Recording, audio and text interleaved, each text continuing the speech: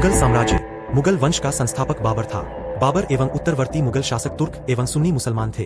बाबर ने मुगल वंश की स्थापना के साथ ही पदपादशाही की स्थापना की, जिसके तहत शासक को बादशाह कहा जाता था।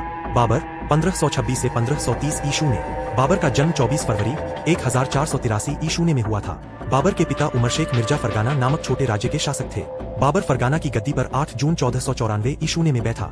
बाबर ने 1507 ईशू में बादशाह की उपाधि धारण की, जिसे अब तक किसी तैमूर शासक ने धारण नहीं की थी। बाबर के 4 पुत्र थे, हुमायूं, कामरान, अस्करी तया हिंदाल। बाबर ने भारत पर 5 बार आक्रमण किया। बाबर का भारत के विरुद्ध किया गया प्रथम अभियान 1519 ईशू में यूसुफ जाई जाति के विरुद्ध था। इस अभियान में बाबर ने बाजीर और मेरा को अपने अधिकार में कर लिया। बाबर को भारत पर आक्रमण करने का निमंत्रण पंजाब के शासक दौलत खां लोधी एवं मेवाड़ के शासक राणा सांगा ने दिया था।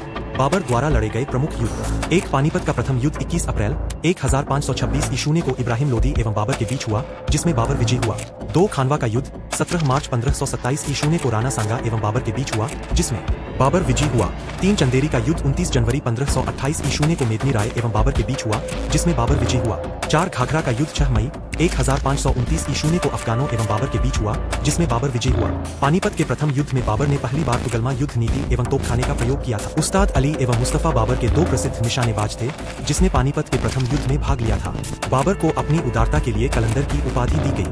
खानवा युद्ध में विजय के बाद बाबर ने गाजी की उपाधि धारण की थी। करीब 48 वर्ष की आयु में 27 दिसंबर 1530 ईशू को आगरा में बाबर की मृत्यु हो गई। प्रारंभ में बाबर के शव को आगरा के आरामबाग में दफनाया गया, बाद में काबुल में उसके द्वारा चुने गए स्थान पर दफनाया गया। बाबर ने अपनी आत्मकथा बाबरनामा की रचना की, जिसका अनुवाद बाद में फारसी भाषा में अब्दुल रहीम खानखाना ने किया। बाबर को मुबैयान नामक पद्य शैली का भी जन्मदाता माना जाता है। बाबर प्रसिद्ध नक्शबंदी सूफी ख्वाजा उबैदुल्ला अहरार का अनुयायी था। बाबर का उत्तराधिकारी हुमायूं हुआ।